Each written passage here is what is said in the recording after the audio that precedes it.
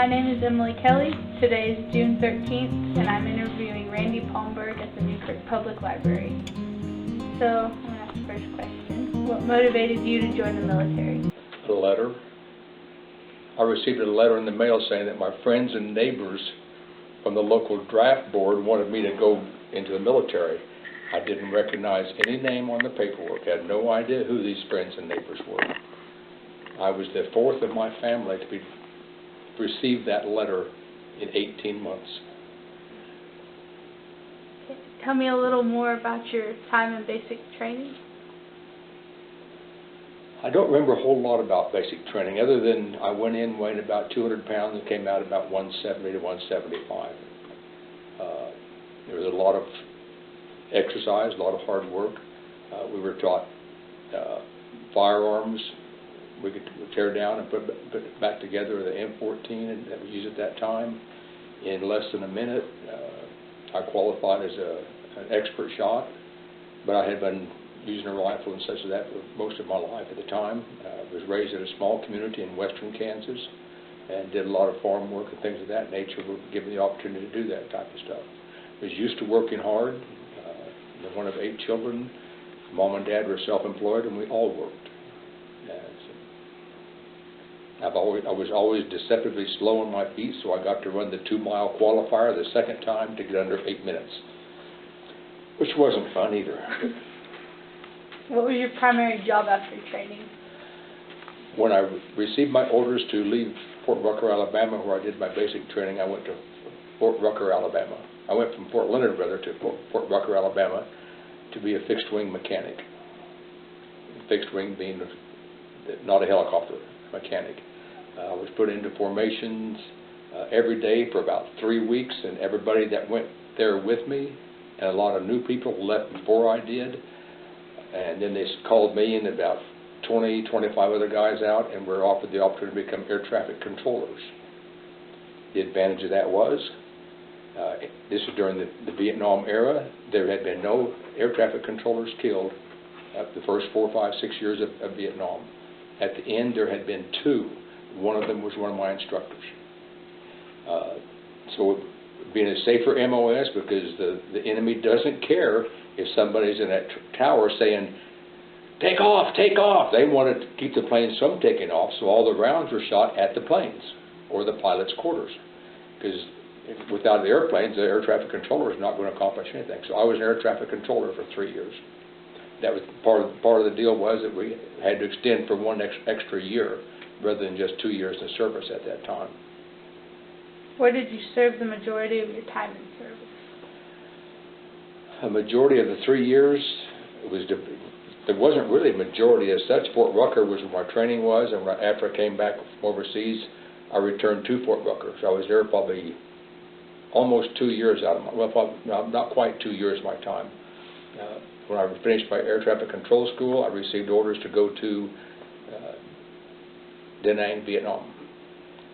And I said, maybe I'll get to see my brother while I'm there. And they took the paperwork back and said, what do you mean? I had a brother that had just returned from Korea, another brother that was in Germany at the time, and one that was in Da Nang, Benoit, Vietnam, in the Seabees. And because he was there, I wound up going to Korea. But in the month from the time that took them to research that until I got my new orders, I did mailroom duty on an Air Force base, because that's where my training was at. The Army did not have an air traffic control school at the time. And it was during that time I met the lady that became my wife. I reached through, I would watch the WAFs come in, the ladies of the Air Force come in, and I would take their mail. And then I would hand it to them through the hole.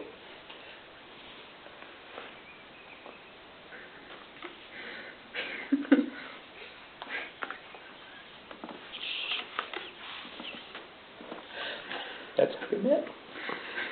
And we went to church together. We went to a crusade with Grady Wilson, that was one of Billy Graham's associates at that time. I've heard George Beverly Shea sing "How Great Thou Art," and Ethel Waters sing "His Eyes on the Sparrow."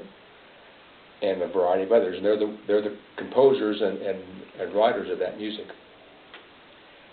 Was saved during that time, and then went to Korea and spent 13 months there. One of the things that was kind of comical is that my fiance introduced me to my future wife. You never know. We've been together for 47 years now, so it must have been okay. That worked out. There's just a lot of little things like that that happen that we have no control of. We know God's in control. While I was in Korea, we had the air traffic controllers had their own building that they stayed in, and we woke up one morning to about 3 inches of snow on the ground, which we were in Seoul, South Korea, and so but our base was right on the edge of town. But we had a bunch of guys out there throwing snowballs and making snowmen because they'd never seen snow before. And these are 18, 19, 20, 21-year-old kids. Now, of course, I was one of those kids at that time too, but I wasn't out there helping them. We were just out there laughing about it. But they were from Texas and the Gulf Coast. They'd never seen snow before. And the Koreans were laughing their heads off because of the way they were acting. There's just a lot of different things like that went on. Everyone that was in my group went up to the militarized on the DMZ near Pyongyang, which is the North Korea and South Korea border, and there's they call it a peaceful city up there. The week before I went up, there was a 1.25 ton vehicle went up the mountain, and when they found the vehicle, there was 140 rounds shot into it, and everybody in it was dead. Just a week before I went up. So it wasn't, while the war was over, there were still things that went on during that time period. We stayed inside at night. We could watch out the windows and watch the tracers. Every 5th round of a machine gun has a chemical on it that will cause it to light up. So we're watching the tracers, live rounds, go over, and some of them landing in and around. We'd hear them hit our building. The North was firing to the south toward us almost every night. And fortunately, nobody ever got hurt, but we stayed in because we knew that's when they fired the rounds. This is part of being in the service. What rank are you most proud of you've earned? My last one. What was that? I was a specialist 5th class. I was actually on the specialist 6th board on the list to be promoted when I got out. If I'd have re-enlisted, I'd have been 6. But the specialist 5th class is the equivalent of a sergeant. But because I was in a special MOS or job specialty, we were specialists because we did things that not just anybody could do. And that we had to go through a verbal test and a written test, and then they would come in and do a practical test where we would actually control traffic in front of whoever was doing the testing to prove that we were proficient in what we were doing.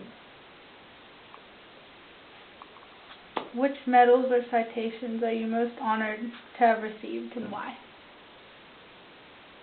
I never received any special medals other than the commendation medal because I was in. We received one because I was in Korea and things like that. But as far as no Purple Hearts or anything of that nature, it was just the medals that everyone else would have gotten. Tell me about some special people you met. Other than my wife? Yeah. We really don't have a lot of contact with any of the people that we're in the service with. I don't know. My wife has a couple that she writes back and forth once in a while with. But I really don't have anyone special from that time. I've seen a couple of them a long ways off, but it's been a long time since I've seen anybody. We don't have reunions and stuff like that. We're scattered all over the country. Did you ever have anybody that you really stuck with through all that time and just? Same type of an answer in that whenever you go to a location overseas, you're there for 12 to 13 months. And since you rotate out, maybe 1 or 2 people will come at a time. Air traffic controllers in the unit that I was in, we had 8. So we were every 2 or 3 months, 1 or 2 would roll out. So you never really got to spend any time, much more than a couple of months with any one of them. So you had a friendship with them because of the common knowledge. Just like an athlete hangs out with basketball people, hang out with basketball people, soccer people, totally different crew most of the time, not always. It's the same type of thing. What's the best and worst military food you've ever been served? You make it sound like the military serves good food once in a while.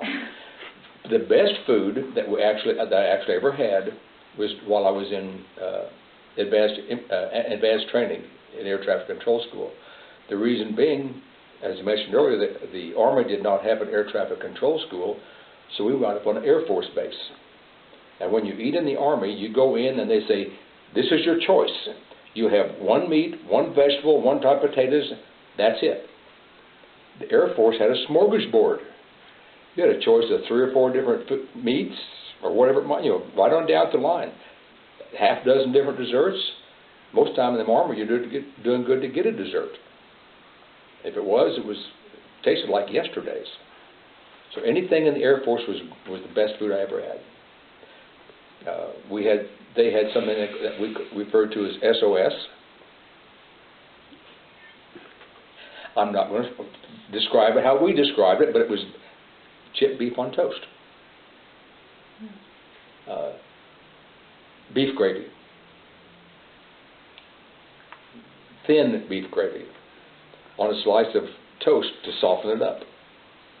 That was a couple days a week for breakfast. I still don't eat it.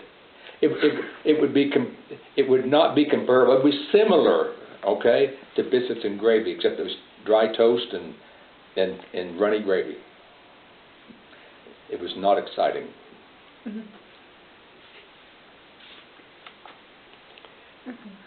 Okay. What's the most demanding part about your deployment? It didn't bother me being away from home. We were raised to take care of ourselves when we got old enough.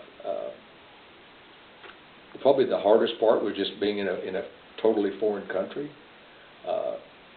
I remember landing in Korea, and they put us on a bus to take us from the airport into the base, the location we were going to stay at, and driving down the main streets of Seoul, Korea, and there's 2 lanes of traffic going each way, 2 traffic lanes going each way, but there would be 5 or 6 cars in each line. So just because this is a 2-lane road didn't mean 3 cars wouldn't fit, and that's the way they were driving. If a Korean and an American vehicle, or military vehicle especially, were involved in an accident, it doesn't make a difference if the Korean was sitting still and the military vehicle was going 60 miles an hour and hit him broadside, it was a Korean's fault. At that time, we were appreciated and welcome anywhere in the world. Some of that's changed.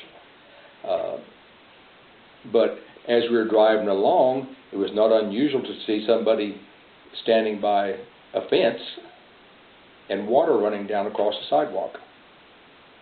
That's where they went to the bathroom at. Just wherever they happened to be. And it was kind of a culture shock. Now, I have some friends from church and other places had gone to Mexico. And it's a totally different country. And their attitude is completely different. So adjusting to a new environment. If you talk to Young Hee, she can tell you about kimchi. Do you like cooked cabbage? Mm-hmm. No, you wouldn't. Kimchi is cooked cabbage, but they put all the ingredients in, they start a fire in the ground, and then put the cabbage in the ground and in a sealed pot and cover it up. Now, when I say a sealed pot, that just means there's a lid of some kind on it. That doesn't keep the maggots or anything else from crawling in it. and it's cooked that way. And they'll come back in 2 or 3 days and take it out, and they'll eat it. And if someone's had kimchi and they walk into the room, they can stay over by the door and talk to somebody. And within a couple of minutes, you know they had kimchi.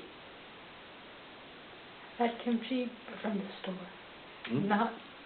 not from the ground. I mean, there's some strange things like that go around. But in the environment that they were raised in, they made do with what food they had. And cabbage was cheap. Rice was cheap.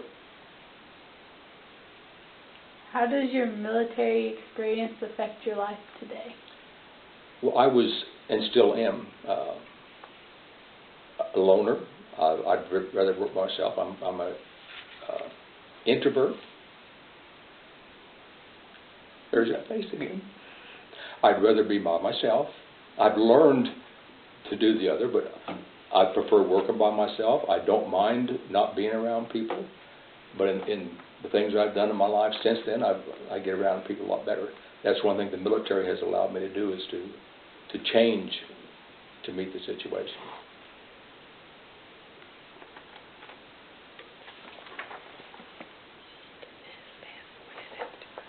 Maybe she was afraid of the answer.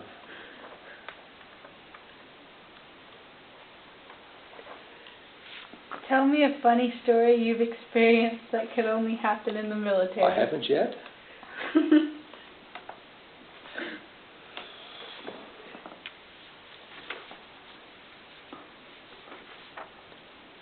Most of life is what you make out of it, whether it's dealing with people like we do, or like us talking about the snow coming down and stuff like that.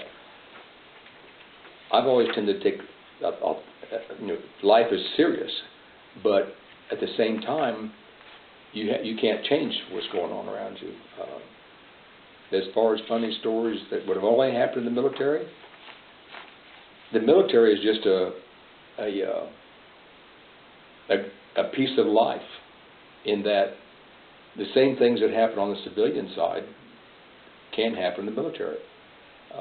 As far as it only happens in the military, I don't know that I had anything that I could pinpoint that would go along with that. My wife and I have talked about it, and she may have some stuff. I don't have anything